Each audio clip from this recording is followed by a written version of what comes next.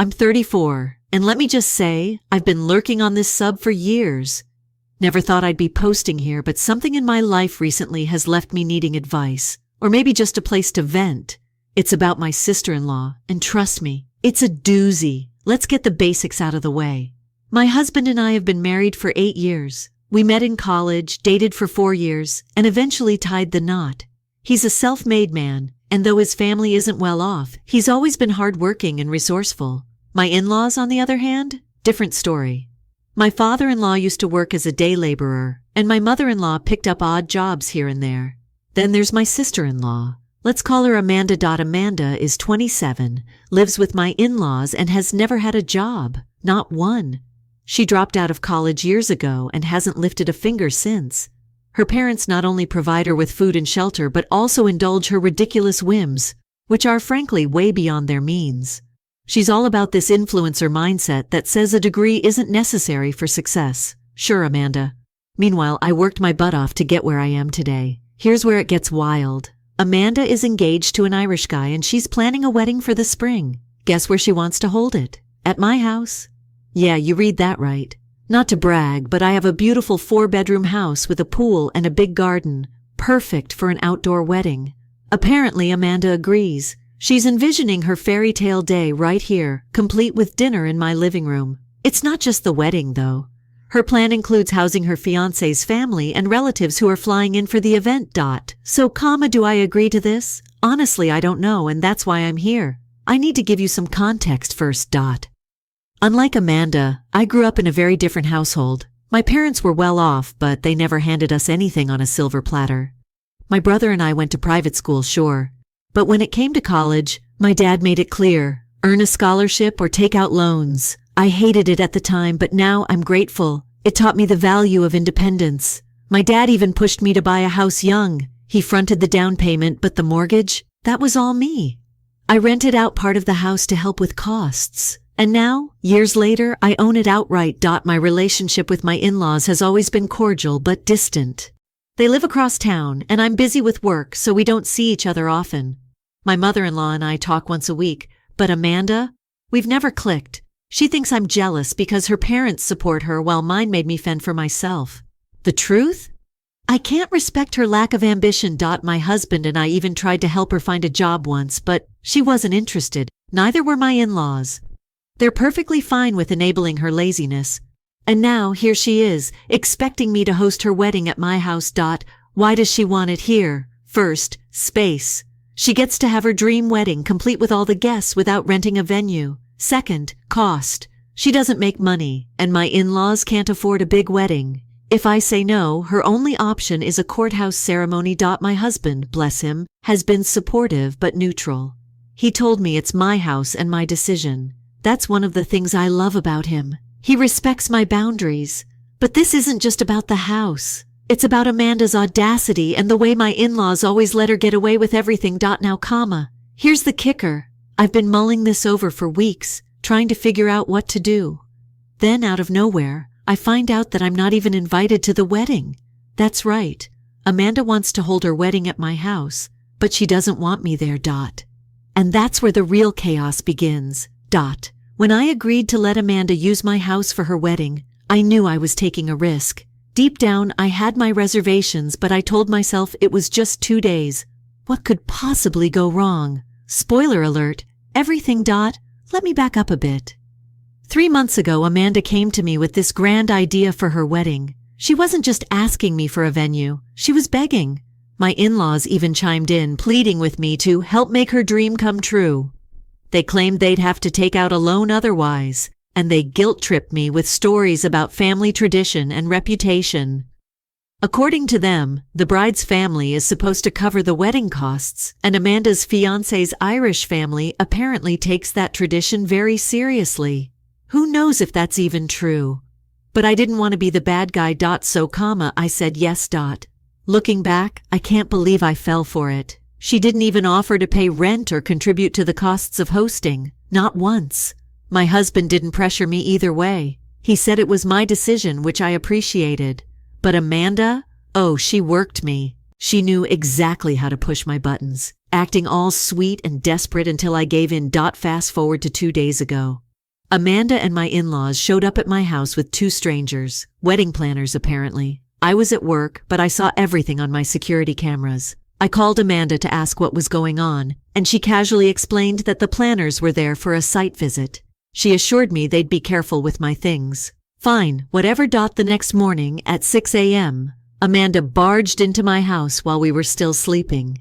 She was heading out for her bachelorette party in another town, but decided to check on the preparations before leaving.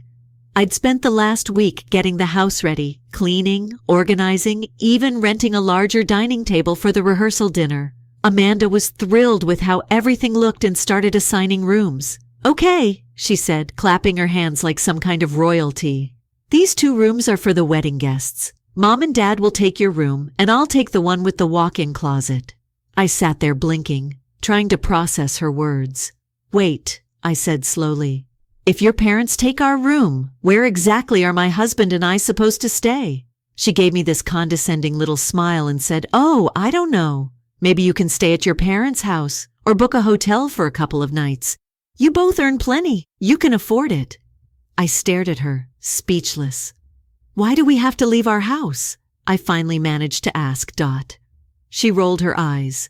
"Because to my fiancé's family, this is my parents' house, remember? It would be weird for you and my brother to be here. They might ask questions, and it would ruin everything." At this point, I was starting to feel dizzy. Amanda had spun this elaborate lie where this house, the one I'd worked so hard to buy, was somehow her parents' property, and we were supposed to just disappear to make her story work. "Where do we go if your in-laws ask about us?" I asked, half joking but mostly furious. "Oh, they won't," she said breezily. "How would they know? You won't be here." That's when it hit me. "So, we're not invited to the wedding?" Amanda didn't even flinch. "Oh, no, you're not. I mean, I never sent you an invitation, did I?" My husband, who had been peacefully sleeping through all of this, woke up to the sound of me yelling his name. "Did you know we're not invited to your sister's wedding?" I demanded. He blinked at me, groggy. "What wedding?" "Her wedding. At our house." It took him a few minutes to catch up, but when he did, he was as stunned as I was. Amanda, meanwhile, was standing there, looking bored. "If it's such a big deal, you can come," she said, rolling her eyes. "Just tell people your wife is sick or something, so she doesn't attend." That was the final straw.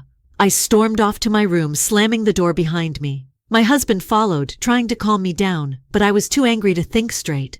Amanda had crossed every line imaginable, and I was done playing along. After Amanda's ridiculous behavior, I decided I needed time to think. My husband kept saying it was my decision, but honestly, I couldn't believe we'd even gotten to this point. I felt like I was being bullied in my own home, and the more I thought about it, the angrier I became. Later that day, my husband and I went to visit my in-laws to talk things through. Maybe, just maybe, they could talk some sense into Amanda. I wanted to give them the benefit of the doubt, even though a little voice in my head told me it was pointless. When we arrived, we explained the situation, especially the part where Amanda had excluded us from the wedding.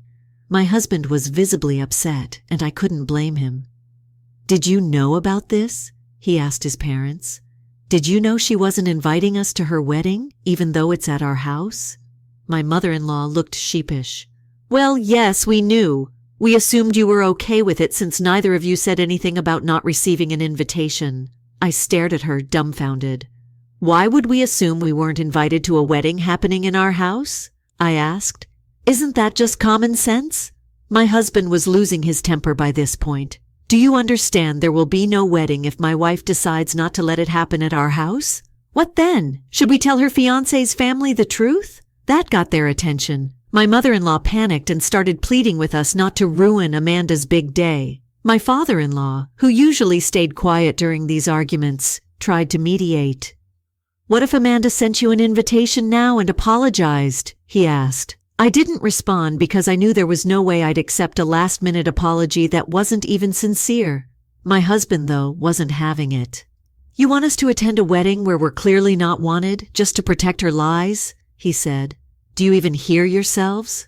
My father-in-law, sensing the tension, told my mother-in-law to call Amanda right away and ask her to invite us. Reluctantly, she picked up her phone and made the call. I could hear Amanda's voice on the other end, sharp and annoyed. "Why are you calling me right now? I'm at the spa." My mother-in-law hesitated, but finally said, "Your father and I think you should invite your brother and sister-in-law to the wedding. They're here with us now and—" Amanda cut her off. "What? Absolutely not. Why would I invite her? She's insufferable. She thinks she's so smart, always talking about jobs and investments, trying to act better than everyone. I don't want her at my wedding making me look bad in front of my in-laws." My mother-in-law tried to shush her, whispering that we could hear everything, but Amanda didn't care. "I don't need her there," she continued. "This is my day, and I won't have her ruining it. If she's there, everyone will just focus on her and not me. No, I said no." And with that, she hung up. I couldn't believe what I'd just heard. I stormed out of the house, furious. My husband followed, but not before telling his parents, "This is on you. If the wedding gets canceled, you can thank Amanda for her behavior." When we got home, I was still shaking with anger. Amanda had crossed every line. Not only was she ungrateful for my generosity, but she had the audacity to call me names and claim I'd overshadow her. My husband tried to comfort me, saying he'd support whatever decision I made, but I could see he was torn. He didn't want to upset his parents or his sister, even though he knew I had every right to be furious. That night, Amanda texted me. "Make sure the house is ready tomorrow," she wrote. "Take down your family pictures and pack your stuff before you leave. My fiancé and his family will arrive at 10 a.m., so make sure your parents are settled in before they get here." That was the moment I snapped. I called a locksmith and had the locks changed that very night. My husband didn't stop me. If anything, he seemed relieved that I was taking action. We agreed that we'd tell his parents and Amanda the next day that the wedding wasn't happening at our house. If they wanted to salvage their plans, they'd have to figure something out on their own. The next morning, the chaos began. The wedding planner showed up bright and early, ready to start setting up. I greeted him at the door and explained the situation. "This is my house," I said. "There will be no wedding here today. You'll need to contact Amanda and figure out an alternative." He looked confused but nodded. An hour later, Amanda's fiancé showed up, knocking on my door. I opened it and smiled politely. "Is Amanda here?" he asked. "She's not answering her phone and we're supposed to be setting up for the wedding." "She's not here," I replied, "and neither is your wedding. I'm sorry, but this is my house, not hers, and I've decided it's no longer available as a venue." He looked shocked. "What do you mean, your house? Amanda told me this was her parents' house." I raised an eyebrow. "Well, that's another one of her lies. This is my house and I live here with my husband. Amanda and her parents live across town. I think you have a lot to discuss with her." Amanda didn't show up until nearly 9 a.m., and when she did, she came storming up to the front door, banging like her life depended on it. I didn't answer. She called my husband's phone instead, yelling so loudly I could hear her from across the room. "What's going on? Why did you throw out the wedding planner? We've got guests arriving in a few hours and nothing is ready." My husband, calm as ever, replied, "The wedding isn't happening here. You'll need to find somewhere else." "What do you mean it's not happening?" she screamed. "We don't have time to find another place. You're ruining everything." At this point, she started pounding on the door again, shouting, "Open up! You can't do this to me!" I finally opened a window and leaned out, meeting her furious gaze. "Amanda," I said evenly, "if you don't stop banging on my door, the police will be here to handle this. And trust me, you don't want to spend your wedding day in a jail cell." She froze for a moment, clearly weighing her options. Then she exploded, calling me every name in the book. "You're a selfish witch! You've ruined my life! My in-laws are going to hate me because of you!" I shrugged.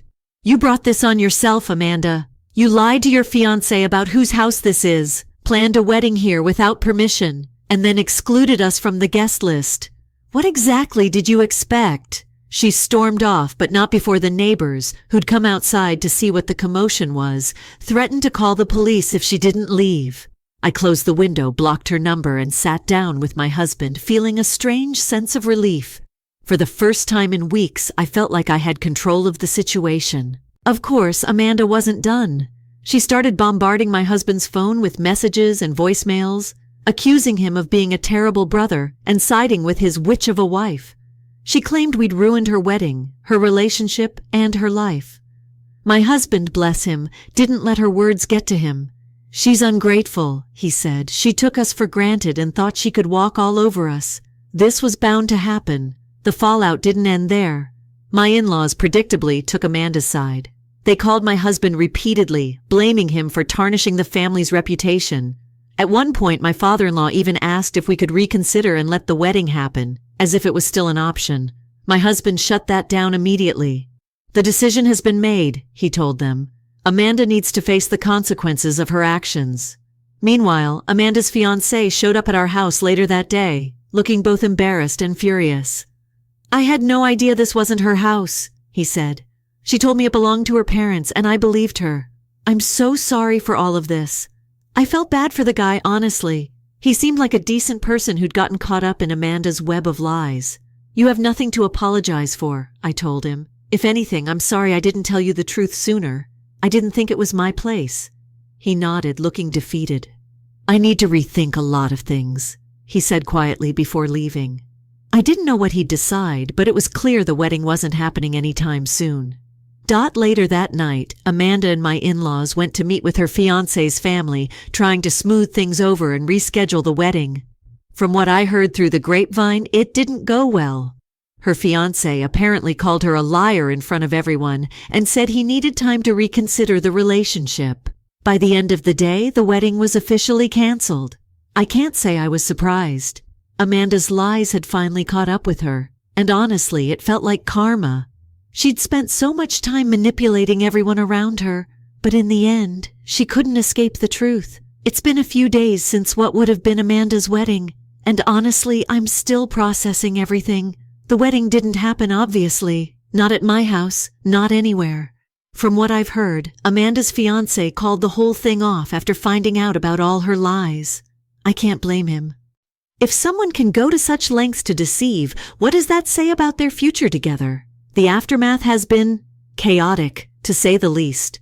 Amanda has been crying non-stop, blaming me for everything. It's almost laughable. I didn't lie about owning a house. I didn't exclude family members from a wedding at their own home. I didn't create this mess. But in Amanda's world, it's all my fault. Typical. A few days ago, her ex-fiancé came by the house. He wanted to apologize for the drama, even though none of it was his fault. He seemed genuinely sorry about the way things had unfolded, and I could tell he was still reeling from the betrayal. I apologized to him too, not for anything I did, but because I felt bad he had to go through this. I told him I wished I'd told him the truth sooner, but I barely knew him, and it hadn't seemed like my place to interfere. He was kind about it, but you could see the disappointment in his eyes. Amanda's lies didn't just hurt him, they embarrassed him. He had brought his family into this mess, believing Amanda's stories, and now he had to face the fallout. "It's better this happened now," he said before leaving. "At least I know who she really is. As for my in-laws, they've been relentless. My husband stopped answering their calls after a few days of non-stop blame and insults. They accused him of not defending his sister and letting me dominate him. That made me laugh. My husband is the most level-headed person I know. He didn't take my side out of weakness. He took it because he knew I was right. Last Saturday, Amanda showed up at our house uninvited, screaming and banging on the door like a lunatic. My husband wasn't home. He was out playing tennis with a friend, so it was just me. I ignored her at first, sipping my coffee and letting her tantrum run its course. But when the noise got worse, a neighbor came over and told her he was calling the police if she didn't stop. That finally scared her off. She ran down the street like she was in some action movie, trying to get away before the cops showed up. The kicker? She had taken an Uber to my house, so she didn't even have a car to make her get away. I couldn't help but laugh when I watched the footage later on my security cameras. The police did come, and I explained everything to them. Between the threats Amanda had made and the footage from my cameras, they agreed she had crossed a line. They went to my in-laws' house to look for her, but I don't know what came of it. My husband and I decided to block all their numbers after that. We've had enough drama for a lifetime. Now, I'm focusing on moving forward. My house feels peaceful again, and I'm grateful for the quiet. Amanda can spin her narrative however she wants, but I'm done playing her games. If she ends up facing legal consequences, so be it. I'm not going to waste another second worrying about her or her lies. To everyone who's followed this saga, Thank you for your support and advice. Writing it all down has been surprisingly cathartic, and it's helped me realize how important it is to stand up for myself. At the end of the day, this was my house, my decision, and my boundaries. And I'm proud I stuck to them. As for Amanda, I wish her the best.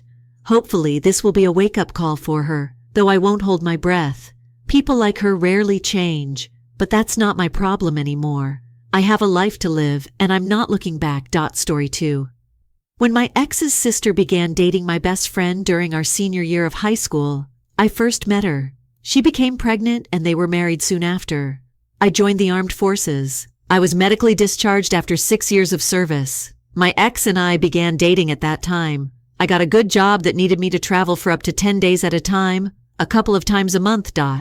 She received a text from her sister on her phone as we were finishing up last-minute wedding preparations. It said, "Have you discussed your liaison with your ex with your boyfriend? I'll tell tomorrow if you don't tell tonight." "What's this about?" I inquired. She made an effort to ignore it. She eventually acknowledged that she had run into him at her bachelorette celebration, but she swore that nothing happened until I persisted in pressing her for the truth. It was blatantly false. I made the decision to look through her phone after she went to sleep. I discovered photos and texts with him from the beginning of our relationship.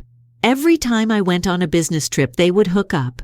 I texted my phone the proof. I confronted her after waking her up, and we immediately broke up. I showed her one of the screenshots of her and her ex in my bed, despite her attempts to play the victim. "Stephanie looks a lot like your ex-boyfriend," I informed her. I gently escorted her out the door as she began to weep. In order to phone the guests and let them know that the wedding was canceled, I canceled all of the plans. According to my friend's wife, she had seen them sneaking off together and having sex at the bachelorette party. She approached them and offered my ex the option of confessing to me herself or letting her do it herself. She was unaware that this was a continuous situation. Let's now discuss the honeymoon.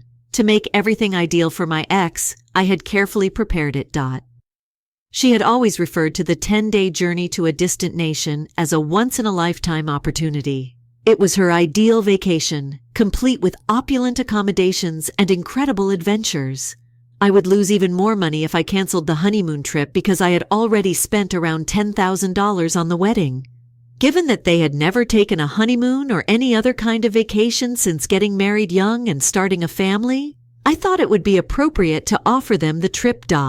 They just saved me a ton of money and trouble, too. They gladly agreed. They were able to arrange for childcare for the children throughout the vacation and secure time off from work. My ex called and texted me nonstop after learning that she had lost it, calling me a variety of derogatory things for what I had done to her. She insisted that the trip was her ideal getaway before I destroyed her life. Her friends and some family members she had lied to sent me texts accusing me of being the reason behind the split. Her ex even threatened me via text after labeling me a less manly person. He shouldn't have had my number, therefore he must have been with her the night before. I haven't replied to any of them, but I'm left wondering, am I to blame for allowing my cheating ex-fiancé to take her sister and my best friend on his ideal honeymoon? The amusing thing about me is that, even in a conflict zone, I can remain calm as a cucumber. But I was a complete mess that night. I was unable to think clearly. When you get a ton of messages from individuals you believed were interested in you, it truly takes you by surprise. Positively, my employment requires me to get regular checks, which includes blood tests. Fortunately, everything came up negative when I went to get particularly tested for any sexually transmitted illnesses after all of this. Because of his threats, I followed some of your suggestions and obtained a restraining order against the other man. Having positive relationships with local police enforcement is beneficial. You guys were correct, I tell you. The truth was revealed without me having to do anything. The evening following her discovery of the honeymoon, she arrived at her sister's house, knocked on the door, and demanded all the information about the trip. She went crazy when she was turned down. She screamed and yelled before being taken into custody. When the police were summoned by the neighbors, the icing on the cake. During her outburst, she acknowledged that she had slept around behind my back, that she had never loved me, and that she was only using me. All of it was captured on camera. Did I mention that? Thank you. Doorbell camera. It was posted. Her relatives began to apologize to me, but her friends didn't say anything. I thus emailed them a PG-rated photo and screenshots of the messages. She also disparaged the majority of them in the texts. The other person then arrived at my place and made an attempt to chat to me and break in. He was intoxicated. I gently controlled him and taught him a valuable lesson in self-defense.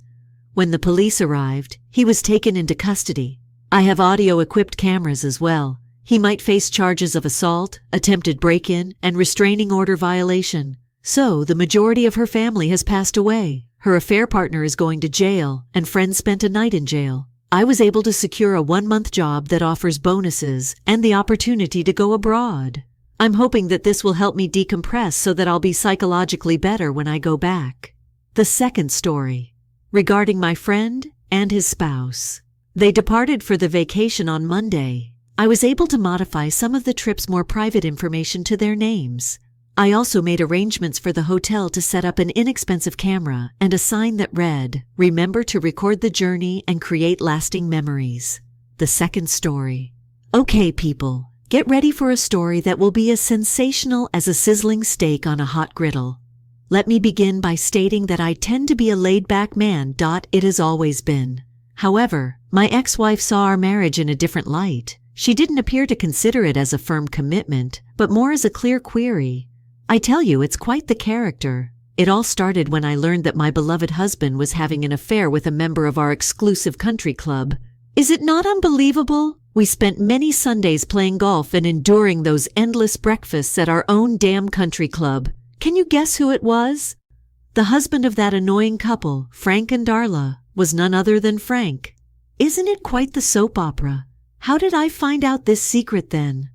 Well, it wasn't a sudden flash of superhuman insight or some cunning private investigator. Her own incapacity was the sole cause. In an attempt to hide her identity, she had stupidly saved intimate pictures and romantic emails in a hidden email account on her phone. She thought of herself as the Mata Hari of the current day. She was mistaken, though. She played the innocent card when I approached her, denying everything until I put my cards down. The pictures, the emails. It was similar to seeing a delicate porcelain doll break apart. She pleaded for my pardon as her entire facade fell apart. What a show! Oscar-worthy. However, I was not purchasing any tickets for that performance. I told her that she wasn't truly sorry for what she had done. She was only sorry that she had been discovered. She became as pale as a sheep's face. She inquired about my plans. I answered in a contented quiet. It was similar to being in combat and not letting the enemy know your tactics, isn't it? I saw it precisely like that. I had proclaimed a week-long quiet war. She was a nervous wreck, fumbling over her words and making more blunders than a novice juggling. While I pretended everything was okay. Behind the scenes, I kept my composure and implemented my strategy. I started the divorce filing procedure and had my attorney handle the required paperwork. This small bit of knowledge was something I hadn't yet told her. After keeping my cards close to the vest, the ideal moment arrived. The country club's quarterly dinner. The club president, Frank, was constantly accompanied by his obnoxious wife, Darla. I offered to speak during the occasion. When I told my wife, I could almost hear her heart thumping in her chest. Observing a deer in headlights was like that. Her eyes were filled with fear. When the day finally came, we were seated among the town's elite, decked up to the nines. I saw my wife's knuckles whiten as I got up to go on stage, gripping the tablecloth like it was her lifeline. I started off by talking about how important it is to take charge of one's life and not let uncontrollable events define or mold who we are. The most ironic part of my speech was when I handed out envelopes to each person in the room, telling them to wait for my signal before opening them. You could almost cut the air with a knife because of how tense it was. Everybody's gaze flickered nervously between me and the envelopes. My wife had a look on her face like she had just met a ghost. She gripped her unopened mail firmly, beads of perspiration running down her forehead as my speech was coming to an end. At last, I issued the order. As the country club members ripped open their envelopes, the room fell into a quiet calm before anarchy broke out. The packages had the same photos and emails I had found, making Frank's treachery public knowledge. Poor Darla was left in shock after seeing her husband betray him, and my wife's dishonesty was exposed. Under the intense glare, every skeleton that had been hidden in the closet was now dancing. Frank, quote, S face, became a sickening green, as though he had just eaten an insect.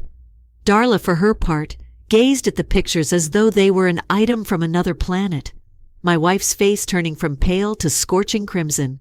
She was at the center of the storm, actually. Her eyes were wide with dread. You can imagine how hectic the aftermath was. The club's once-loved president, Frank, quickly lost his position, quicker than a race vehicle. In one evening, he changed from being the town's top dog to its largest pariah, zooming down a straightaway. Darla was distraught. The revelation that her husband had been deceiving her hit her like a ton of bricks, causing her to sob loudly across the hallway. Let quote S now discuss my wife. She has a lot of interpersonal abilities, in her circles all the time. But in an instant, everything collapsed. It resembled watching the overthrow of a monarch. Her reputation as the home spread like wildfire around our community as a result of the story. Her expression showed the embarrassment and shame, and I must say that I felt a great deal of enjoyment from that. All right, comma. Let's be truthful. I took great pleasure in it. However, my announcement of my departure from the club was the cherry on top. Is it possible? I was one of the long-standing members they were losing, in addition to their president. There was a profound quiet in the room. You could hear a pin drop in the silence, with a mixture of amazement, betrayal, and desperation. My wife gazed at me. However, I had severed all connections with both her and the club. I moved to a new place, packed up my life, and brought my internet business with me. It was a new beginning. My wife was left to deal with the fallout from her decisions, leaving behind all the drama, deception, and heartbreak. Let's just say that Frank had his own struggles to contend with. In my case, I was at last emancipated from a poisonous relationship in a stuffy town. You might argue that my retaliation was ultimately fulfilling as well, like savoring a freshly baked, warm chocolate soufflé. Regaining control over your life and advocating for yourself has a certain sense of fulfillment. I felt powerful and in control again at that instant, even if some would consider it petty or cruel. No regrets. Just important lessons learned in an infinitely promising future. Let's now review the events of the past year. It's time to hear about everyone's life. First, let's talk about what happened following my small surprise at the country club. The divorce process proceeded more smoothly than expected, which surprised me. Fortunately, I kept complete control of my internet business as I had already built it up before I met my wife. She was left with only a monthly maintenance payment, which was more than reasonable because of my business's success. We'll refer to it as the cost of seeking love. Regarding my ex-wife, her efforts to obtain a job in a location where her image was damaged didn't work out. Being known as the townhouse wrecker isn't exactly a desirable trait for prospective employers. It appears she finally decided to go elsewhere, maybe in pursuit of better opportunities with less severe criticism. Frank, too. He got the short end of the stick, oh boy. He lost a large amount of his business to Dog as a result of his unfavorable divorce. It just proves that the adage is accurate. No one is more angry than a woman who is scorned. Frank had to completely rebuild everything from the ground up. It's amazing how the sequence and timing of events may drastically change your life's course. Let's get to the more entertaining portion of this revision now, shall we? Compared to my ex-wife, this wonderful woman I've started seeing is a welcome change in my life. But let me tell you, I'm not thinking about getting married. Milk. I've been there and done that. I got the memento. I'm now more than happy dating, expanding my business, and enjoying life's little pleasures. Actually, my love for playing the piano has been rekindled, something I'd put aside while I was married. When you're not constantly navigating the matrimonial minefield, you can do amazing things. Right now, I want to start a band that plays throwback wave music from the 1980s just for fun. Who knows, perhaps one day I'll even post some of our music here. Well, people, there you have it. Although my life has completely changed, I have come out of it a better, happier person with a fresh lease on life. The third story. Never forget that you may always take back control and live your life as you see fit. Fortunately, Frank was able to get away with less harm than most others. How do you all feel? Although the outcome of that retaliation was quite satisfying, do you have any suggestions for how it may have had even greater effect? I suppose I'm not really sure what I want to gain from this post. Perhaps I'm searching for someone who can understand why someone would cheat, and with a complete deadbeat at that, just 3 months before their wedding. In order to get the full thing off my chest, I figured this could be a good place. Let's go back 6 months. My fiancée had lost her job a few months before to our wedding, and I caught her in bed with my friend's brother only 3 months before our wedding. She has struggled to keep down a job ever since I've known her. She has never been able to maintain one for over a year. It was never her fault, and she either leaves or gets fired, or so she claimed. Because, well, I loved her. I always trusted her. You put up with a lot more of their crap and tend to give them the benefit of the doubt when you're in love. Since I owned my store, I ultimately offered her a part-time position. It didn't take me long to understand why she struggled to maintain employment. She never had the self-discipline to complete a task, was consistently late, and always had an excuse. She would rather interact and talk than work. But since I was in love with her, I ignored all of these shortcomings. My first love was her. My first love, my first kiss. Over the last 6 years, we've developed a great deal together. Although we did have some difficult times together, I sincerely thought she was the one I wanted to live out the rest of my days with. I still can't envision my life with anybody else, but I have no other option because of her.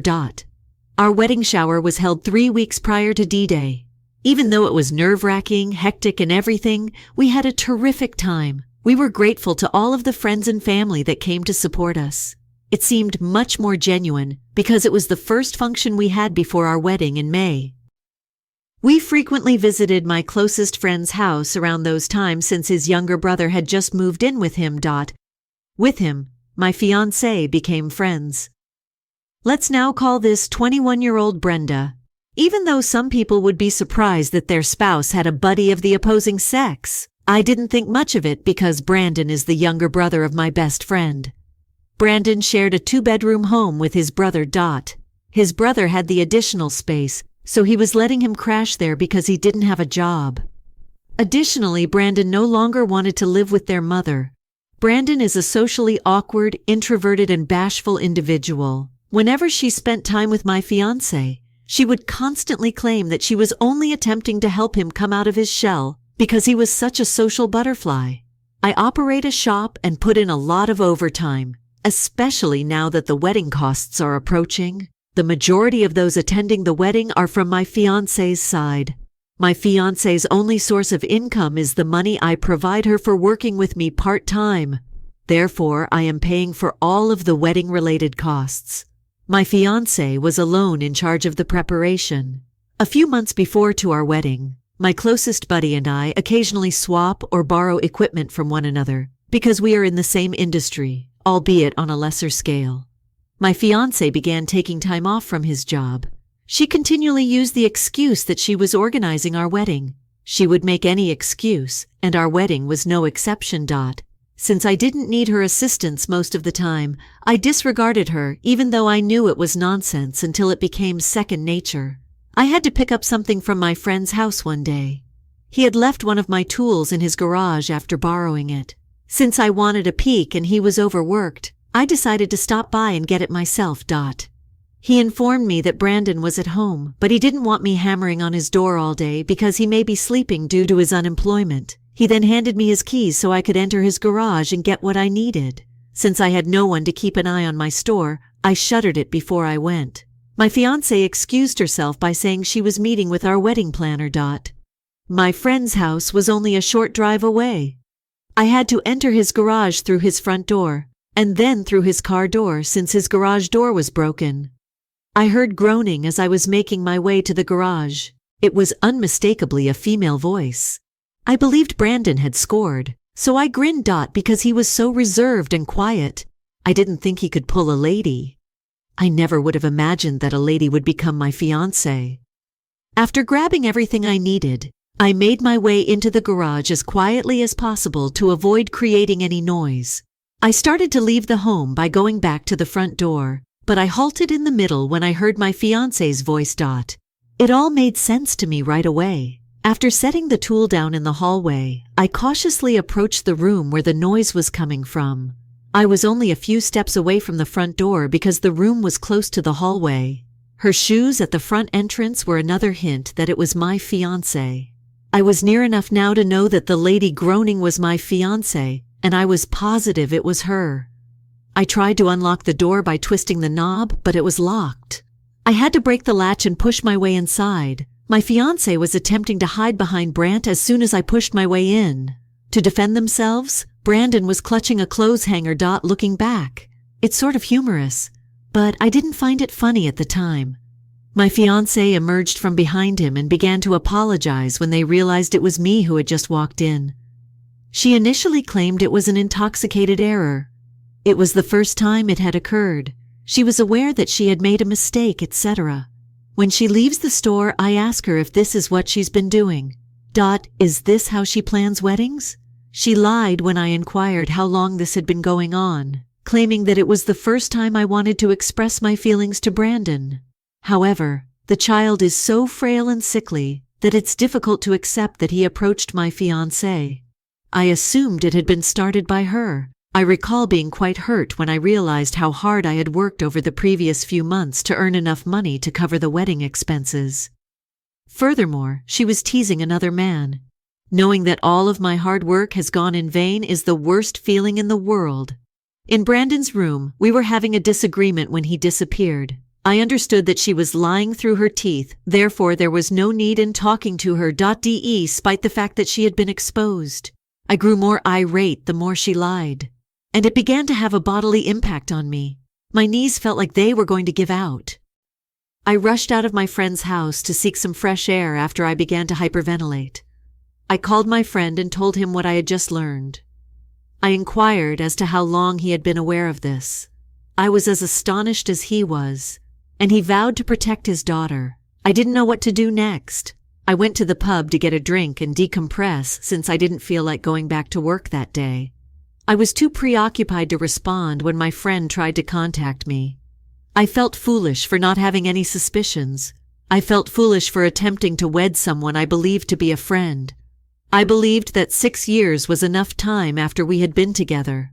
I was oblivious to her genuine nature because of my love for her. She might be pushy and self-centered. In front of our friends, she would occasionally make fun of me. However, I was so enamored with her that I failed to see these shortcomings. Every one of her flaws became apparent. Before I discovered she was cheating, I was completely unaware of these things. They were as obvious as day now. I had deceived myself into believing that she was changing jobs because she was being courted by her supervisors, who threatened to terminate her if she refused. Since I was in love with her, I believed every single one of the numerous justifications she gave me.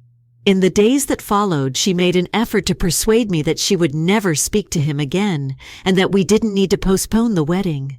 She said that she wanted to be with me and that she did this because I wasn't providing her with the attention and praise she so desperately needed. After that, I was always working. Someone needs to work around here, I informed her. Since Brandon is unemployed, he was always accessible while I worked for us to arrange a wedding.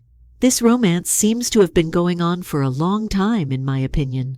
I've tried to ignore it since I always assumed they were simply best friends, but she says I walked in on the first time. They've been hanging out a lot recently. I once informed her that I wanted her to leave my house and that we had to split ways. Her entire attitude shifted. Then it was. I've had some time away from this house now. This isn't what I want, I realized, and by keeping it from you, I've been a coward. It's been a long time since I wanted to be with you. To be honest, it hurts. She never wanted to be with me when I found out, but in 3 months she would be being married to me. Family members and acquaintances have already received invites. She was obviously with me since I could support her. She first seemed to regret it, but as soon as she realized that we were no longer going to be married and that I was going to throw her out of my house, the remorse and sorrow she had on the first day seemed to entirely go.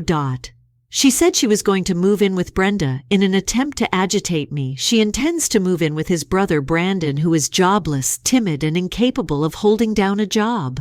Both of them are planning to take advantage of Brandon, who is dependent on his elder brother. She didn't consider her affair carefully, I informed her. As she was ready to leave my place, I suspected my closest friend wouldn't jeopardize our friendship by letting her remain. She was dismissed, I reminded her. She responded by calling my company terrible and stating a lot of negative things about it. She has been receiving food from the same company for the previous month. 3 weeks later, she has taken 2 of our 4 dogs with her and carried the remaining of her belongings out of my house. She removed everything from our living room furniture to our bedroom, TV, dining room table, and more. She paid for part of it before we moved in together, and her godmother gave us others, so my house was in ruins. Nevertheless, she is stealing all that she can legitimately take. She told me that she and Brandon were in a serious relationship. Since I first saw them, they have remained intimate, and they keep seeing one another for a few weeks. She doesn't appear to regret her actions after moving out, and she seems to be enjoying her fun little affair with this unemployed, uneducated man who lives with his brother. After a while, their finances began to dwindle, and they were both unable to find employment. I had provided her with all she could possibly require. I took care of her, even taking on the role of a parent, which I believe gradually diminished our love and affection for one another. However, my love for her is now a tragic tale. Better left in the past. She suffers greatly from anxiety and depression, and has been diagnosed with severe bipolar disorder. Over the past 6 years, I've tried my hardest to support her in her mental health, but I believe it has negatively impacted my own mental health. However, that was only one of the sacrifices I made since, for weeks following our breakup, I remained completely enamored with her. My closest friend didn't like her attempt to move in with Brenda. He kicked out both of my best friends when Brandon began smuggling her in behind their backs, and Brandon eventually returned to living with his mother.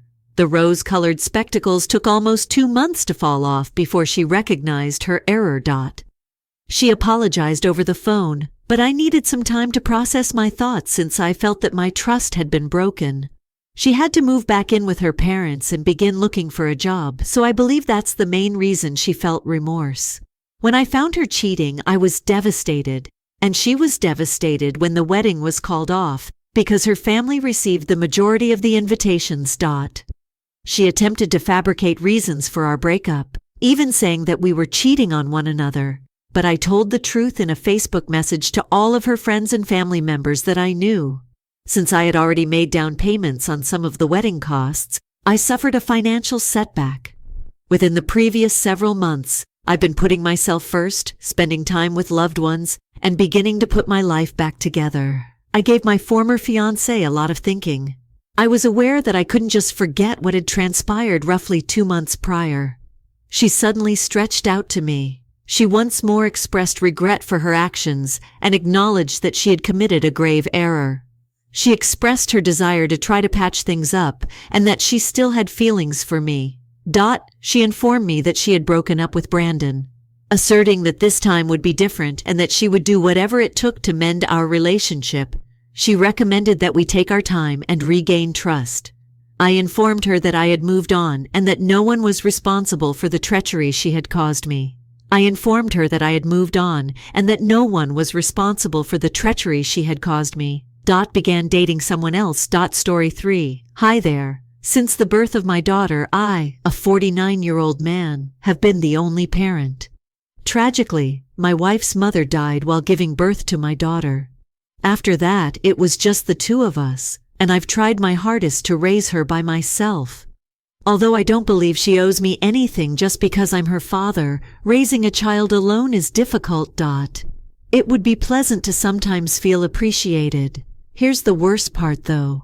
Things have taken a little negative turn lately. A few days ago, my 24-year-old daughter informed me that she did not want me to attend her wedding. According to her fiancé and his family, I don't appear wealthy enough to blend in with their group. That really got to me. Given everything we've experienced together, hearing that from her was quite upsetting. Let me now briefly introduce you to Alex, this fiancé. He comes from a very rich family. Money from a major IT corporation is at stake. The man drives 3 different automobiles and always wears the most expensive clothes. Me? I work as a mechanic. I earn a respectable living, enough to have kept us comfortable and afloat throughout the years. Only the 2 of us. After they started dating, everything was well until she started seeing Alex. She even suggested that I improve the appearance of the house. It's odd how our relationship began to alter when she became connected with him. I didn't mind Alex at first. He appeared to be doing okay. However, things are strange now. You know, not wanting your own father to attend your wedding due to his appearance. That's difficult. She said she felt embarrassed by the outdated furnishings in my home, because she had visited the extravagant home of Alex's parents. She asked me to at least try to improve the appearance of our house. After that first encounter, we got into a disagreement because, in my opinion, there was nothing wrong with the way our house looked, and the fact that it was ancient simply meant that it had character. Since I was aware that I couldn't afford it, I preferred to live within my means rather than lead the glitzy lifestyle that Alex and his parents lived. I had no complaints since I was completely content with my life as it was. Therefore, she too had no cause to complain. However, we got into a heated argument, and I told her that perhaps she shouldn't have introduced me to her wealthy boyfriend in the first place if she was so embarrassed by me. We were able to make amends after she subsequently apologized to me after realizing how harsh she had been. I only had a few encounters with Alex after that, and she never invited him to our house again. When his parents were engaged, I went to the party they held, which is when I first met them. Even so, my daughter offered a lot of criticism about my clothes, implying that I need to have done more work on it. However, I thought I was appropriately attired. She came to see me 3 days earlier and informed me that Alex and his parents didn't believe I would blend in with the wedding guests, who would primarily be their friends and other business acquaintances who worked with his parents, after they had met me at the engagement party. None of her relatives, however, since the majority of it was being funded by Alex's parents. She believed that honoring their requests would be best for her. She even mentioned inviting me to a private ceremony she would be hosting later. But for the time being, she only wanted me to comprehend her perspective since she didn't want me to feel uncomfortable. She said that, and I started weeping because I was so wounded. However, she became quite irate and claimed that there was nothing to be upset about because it was a reality that I didn't appear wealthy enough to be let inside. She also didn't want me to make her or myself seem bad. She informed me that although she had hoped I would sympathize, I was only being self-centered by not giving her in-laws' opinion any thought. I ordered her to leave my house and never return when I stopped weeping. I yelled at her and told her to go out when she tried to protest. After that was finished, I was still somewhat angry. I thus made a decision that I'm not quite convinced was the proper one. In fact, I had assisted her in obtaining the wedding location she desired 2 weeks prior. She had been telling me that she was having trouble deciding on the location when she called to see how I was doing a few weeks ago. The location that Alex had his eye on was a very lovely spot, a little outside of the city, but it didn't appear to be on the list of properties that their wedding planners had showed them. He and Alex's parents had been attempting to bargain with the owner for a long time, but he just refused to give it up, regardless of the amount of money they offered him, because he was unwilling to rent it out and had prohibited them from being married there. He was therefore equally obstinate. There were only a few weeks left until the wedding, and they had even sent out invitations with their address written on them since she had refused to even contemplate going anywhere else. At Alex's request. However, they were still attempting to negotiate with the owner and had not been able to settle the location. When she gave me the owner's name, I recognized this individual. I thought right away that maybe I might assist her, but I wanted it to be a surprise because I used to go to college with this man. I just apologized to her and expressed my hope that she would find a solution. However, I made the decision to get in touch with him in some way, and after talking to him for a few days, I deduced that the reason he was unwilling to let any events use his property was because he and his wife were concerned that the guests would ruin the place if they permitted the events to take place. Additionally, it had occurred a few times previously, so they wanted to protect their property's natural beauty and did not want it to happen again. However, I informed him that we were discussing my daughter. I could personally attest that none of this was going to occur since he knew me. Furthermore, Alex didn't have to worry about whether the property will be destroyed because his parents owned a prestigious IT business. After many days, I eventually persuaded him to talk to my daughter. even though it had taken me some time. Because I intended to surprise myself and inform them about it after the wedding, I was also able to persuade him not to divulge my name. In any case, he accepted it when I persuaded him. My kid was overjoyed. I suppose she was so certain that I wasn't welcome at the wedding since she didn't know I was responsible for all of this. In any case, I was so offended by her visit that I called the establishment's owner and told him what had just transpired. I was really offended, but I didn't mean to divulge too much. After I told him everything, he had to practically console me.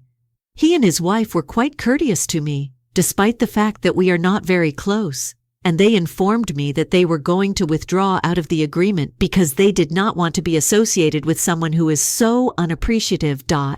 After I expressed my gratitude, they informed me the next day that they had given back the money they had collected in advance, and that they would no longer be able to rent out their home to them. Thus, they needed to find another location.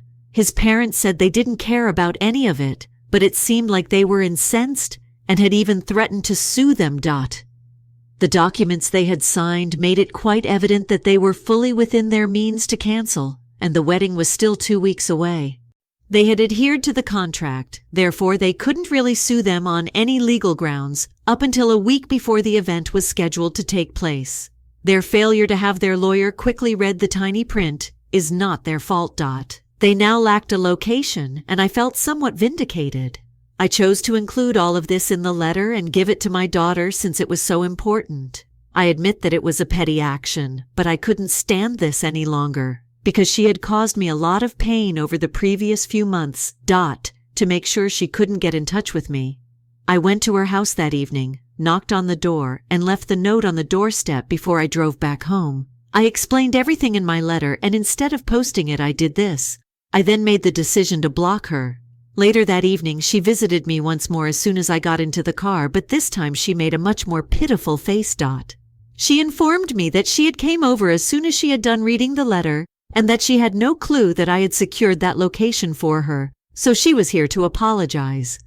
She was sobbing as she expressed her sincere regret for how she had treated me, saying she had no clue how much it had hurt. Since there were just 2 weeks left before the wedding, and all of the invitations with the venue's address printed on them had already been sent out, she required me to go to the owner and make things right for her after she had spoken to Alex, and even he was extremely unhappy. At this time, they truly needed my assistance. She began pleading with me for assistance, but I told her that the remarks she had said were extremely cruel, and that the way she had been treating me for the past few months, ever since she had been seeing Alex, was completely unacceptable. Since I had thought I had raised a decent lady, I didn't think I wanted anything to do with her after this. However, she had been quite shallow, and had chosen to support her fiancé and his parents over her father. I had told her that since she was a little child. I have made many sacrifices for her, and all I ever wanted in return was for her to feel somewhat grateful for me. However, she had repeatedly stated that she was embarrassed and ashamed of me, and that she did not want to claim me as a member of her family, simply because her fiancé and his parents did not agree with her and were embarrassed by me. She stated she was going to retract everything, talk to Alex's parents, and have them also apologize to me. For the time being, though, she just asked me to talk to the owner and make things right so they could get married at the pre-selected location. I informed her that I had previously had a conversation with the owner and that I would not be bothering them repeatedly. Given that I would be unable to assist them in any manner, they now had to find a solution to handle this on their own. She then became irate and accused me of being quite irrational at the moment. I informed her that because I was unable to assist her, she had to go. She just appeared to give up and told me that I could do anything I wanted, even though I was feeling rather insistent at the moment. However, she had never considered me to be a vengeful person. Therefore, I would lose her forever if I did not aid her this time. However, it was obvious that I was being quite self-centered, and she was tired of juggling these two since it was putting so much strain on her. At least Alex would understand, she assured me. But she couldn't keep up with this balancing act. She said she was done with it because she was tired. After that, she departed. And ever then, I've been questioning if I made the correct decision. My question is, am I the jerk for not helping my daughter reclaim her wedding venue? Hello, Reddit. I haven't contacted the venue's owner to make any corrections, and it has been a week since my last conversation with my daughter. I've been somewhat confused about what I needed to accomplish, but now I understand. I've given it some thought, but I was simply being a sentimental fool. My daughter is mature enough to handle things independently. Furthermore, the owner appeared to be rather certain about their choice, so I doubt I could even persuade them to reconsider once I told them. I have discussed the entire matter with several of my friends and family members. Although they had not gotten an invitation, several family members were likewise rather shocked that she was getting married. She was embarrassed by her family, and I explained to them that she didn't invite us because she didn't believe we would blend in with the group that her fiancé and his parents had invited. People were quite outraged, and they appeared to believe that my response was justified when I told them what I had done with the location and everything else. In addition, we didn't exactly wrap up that conversation well, and my daughter hasn't even bothered to talk to me since she last left. She would have contacted me again if she truly believed that this was significant enough. There are only a few days left until the wedding. Since they already printed the venue's address on the invitations, I'm not sure what they'll do. But I know that's really not my problem anymore, because if she decides not to invite me to her wedding and considers me family, then I've also been released from my obligation. Since I've only ever had my kid as a single parent throughout my life, I'm still finding it tough to digest this emotionally. However, I have already made up my mind and will not change it. Greetings, Reddit. Now that the wedding is only 2 days away, I was honestly losing all hope that my daughter would reconnect with me. However, Alex did get in touch with me today. I had believed that he and his family would not want me at their wedding in the first place, so it was very unexpected that he would want to talk to me. Why, therefore, would he think I would want to speak with him? However, I followed my instincts and answered his call. I was somewhat aloof from him. However, I could hear him trying hard not to cry as he talked to me, telling me that he knew I had a lot of issues with my daughter, but that he only needed one chance to talk to me and persuade me to make things right. He stated some really odd things, such as that he was aware that I didn't like him, and that our relationship hadn't gotten off to a good start. However, he always had a great deal of respect and admiration for me. Even though he knew I was now fighting with his fiancée, he now wanted me to talk to the venue's owner and try to resolve the issue. He added that he was terribly unhappy to learn that I would not be attending the wedding, but that my daughter had reportedly forbade him from talking to me about anything. It was really strange, so I yelled at him and told him he didn't have to pretend to be with me because I knew he was the one who had told my daughter that he and his family didn't think I would fit in at the wedding, which is why I hadn't been invited and why my daughter had turned against me.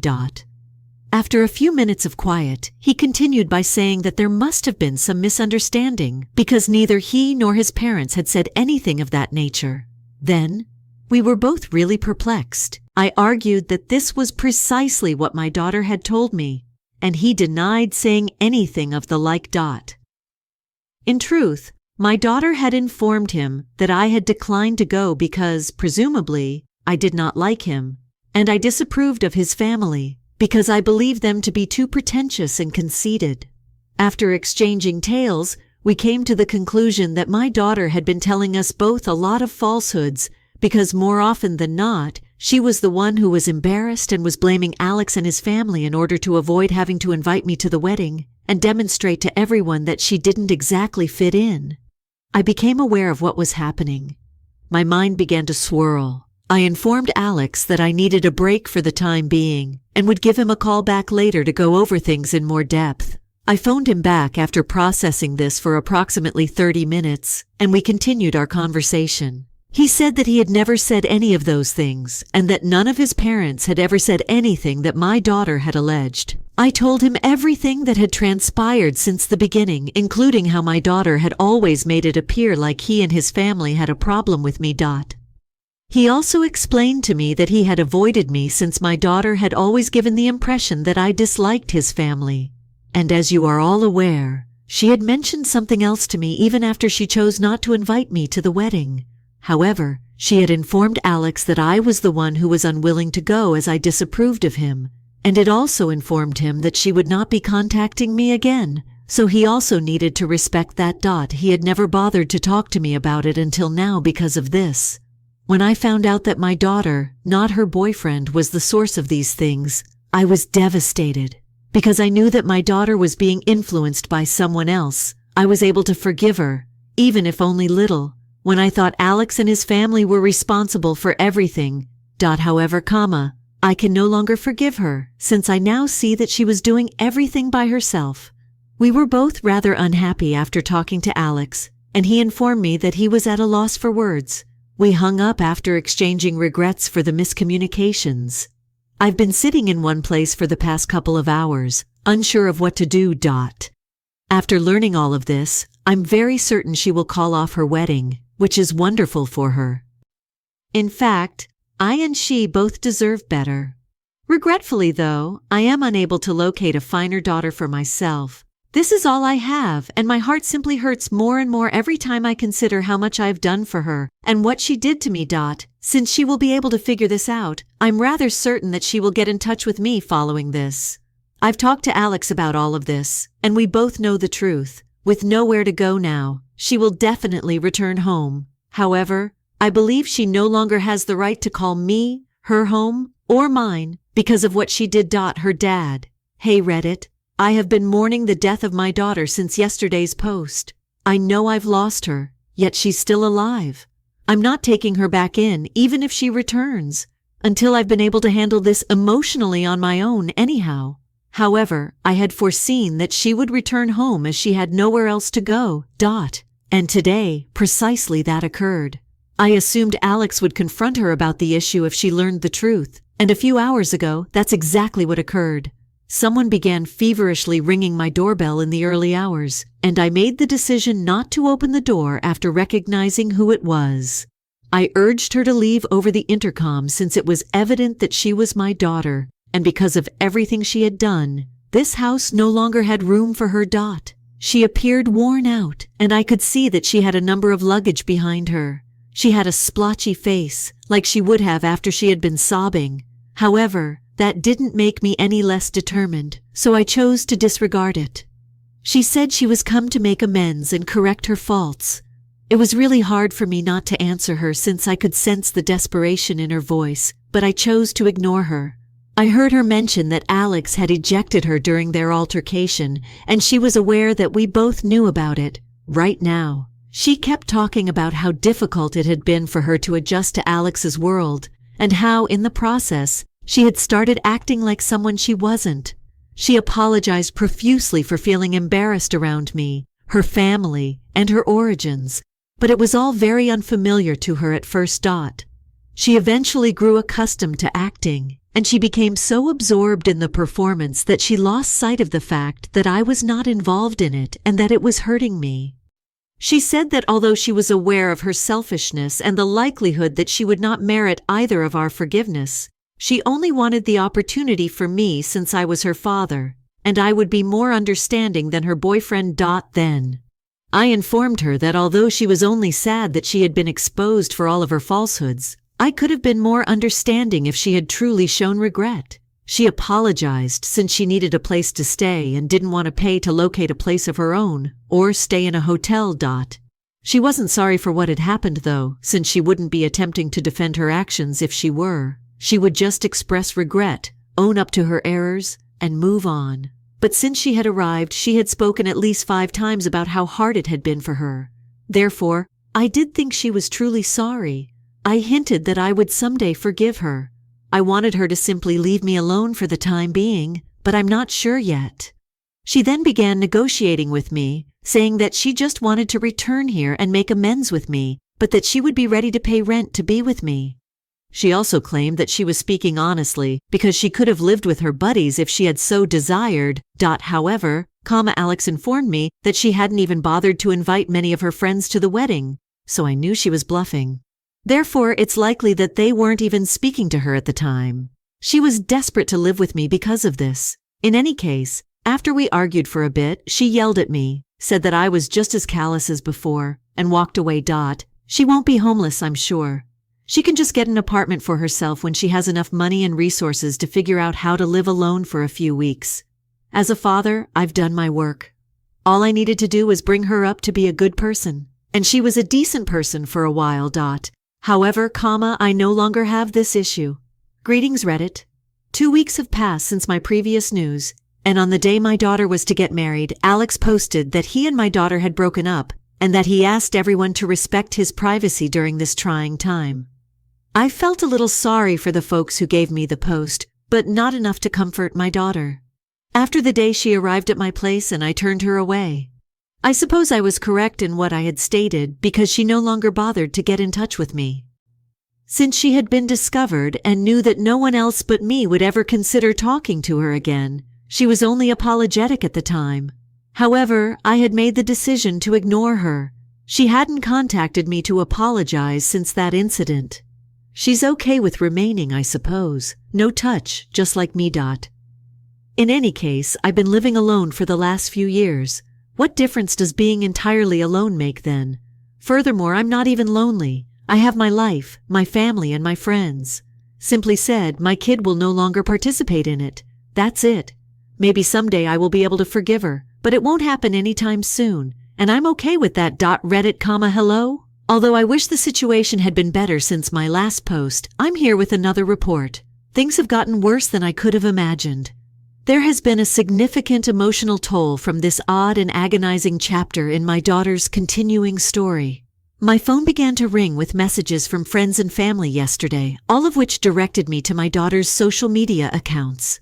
I saw a string of posts in which she publicly disparaged me, accusing me of being greedy and that I had destroyed her life. She even accused me of intentionally undermining her connection with Alex. It felt like a kick to the stomach to read those words. Witnessing your child, whom you have loved and raised, turn against you in such a public way is very traumatic. Her postings portrayed me as a villain of some sort in her life narrative. I have a gut feeling that this story is untrue. The want to leap in and protect myself was too strong. In order to give my side of the story to everyone who would listen, I wanted to address every misrepresentation, but then a quieter, more introspective voice inside of me started to speak up as I sat there reading the supportive responses she was getting. I came to the realization that fighting this war on social media would not only be pointless, but it would perhaps make matters worse. If I've learned anything, it's that the internet isn't a courtroom and that attempting to argue your argument in front of others frequently only causes more miscommunication and conflict. I am aware that my daughter is also in distress, despite the anguish. Even if her acts are severe, they are motivated by her own perplexity and pain. By influencing the story on a public forum where she feels supported, she may be attempting to regain some control over her life. Although it's unfair and wrong, it's the way things are. I've decided to speak to our closest friends and family instead of making public rebuttals. People who have been with us through good times and bad, and who have seen my kid grow up. I've expressed my viewpoint to them not to launch a counteroffensive, but to shed light on the facts where they could have been obscured by strong feelings. This inner circle's support has been a lifeline for me during these trying times. I can't tell you how much it means to me that you followed these notifications and left encouraging comments. It's more than simply a thread. It's a community. And despite all of this, your support has made me feel less isolated. I'm not sure what the future holds for my connection with my daughter or when I'll post again, but I do know one thing for sure. Whatever that may entail, I'm dedicated to moving on, getting better, and creating a happy, peaceful existence. Reddit, thank you for listening. During these difficult times, your assistance has been a lighthouse. Hi there, Reddit. This has been the most turbulent time in my life, and I hope this is my last blog on the matter. Although I would want to claim that things have settled down, new occurrences have simply made my daughter's continuing drama more complex. Although this post is a little lengthy, it's important to include all that has transpired since my last article, in which I discussed my daughter disparaging me on social media. The situation became much more serious. It felt as though every move triggered a stronger reaction, after choosing not to address her internet charges head-on. Maybe the storm would pass. I thought. Instead, a week or so after I decided to keep silent, my daughter's campaign against me became more intense. She shared videos and long emails in which she not only blamed me for the conflict with Alex, but also dug out old incidents and twisted recollections of my early years to portray me as a father who was incredibly self-centered and heartless. Her posts were heartfelt and appealed to her audience's empathy, which led to a lot of support from others who were unaware of the whole situation. Her story's response began to impact more than just my private life. Friends started to turn away from one another because they felt awkward being involved in such a public dispute. Even strangers who happened to stumble onto her writings sent me a few harsh notes. Seeing my character die in this way was depressing. To see my reputation dragged through the dirt on the basis of false information and partial truths. Amidst this internal conflict, an unforeseen circumstance brought everything into starker focus. Alex contacted me in person rather than on social media. He arrived at my home in a distressed state. Alex acknowledged that he had been thinking about all that had transpired, and that he felt a great deal of remorse for his role in the conflict's escalation. He acknowledged that my daughter had been fabricating stories to further distance herself from me and had intended to use their breakup to win over the public. Alex apologized for his part in the misconceptions and for not speaking up sooner during our lengthy, heated argument. He was open about my daughter's motivations and his own understanding that he had been a pawn in her public relations campaign. This was a lot to take in, and although it was devastating in some respects, it was also a reminder of the extent my daughter was prepared to go. I felt empowered by this new knowledge and Alex's readiness to stand up for what's right, so I made the decision to act. For closure, not out of rage. To explore how to best handle the defamation, I sought advice from a family therapist and a lawyer. I also offered my daughter a route out of this destructive relationship, should she decide to accept it. Under their direction. I wrote a private letter to my daughter in response, not a public one, outlining my feelings and the hurt her actions had caused. I also said that I was willing to forgive her and work on our relationship. But I also made it clear that if there was to be any chance of reconciliation, the public defamation had to end. This letter was sent to her personally, and was marked by my lawyer to demonstrate the gravity of the issue. I quote, "Am not sure how or whether she will react, but I've done everything I can to connect with her and keep myself safe during this whole ordeal. My rock has been this community and the encouragement of a few loyal pals. I will always remember the lessons I've learned about forgiveness, human nature, and the difficulties of parent-child relationships. I'm concentrating on restoring harmony in my life as I conclude this chapter of my life in this forum, and eventually, I want to mend my relationship with my daughter. Although the future is unknown, I have hope. I appreciate Reddit's presence, your counsel, encouragement, and occasionally simply your presence. More than you may imagine, reading my blog posts has been helpful. Cheers to achieving tranquility, whatever it takes."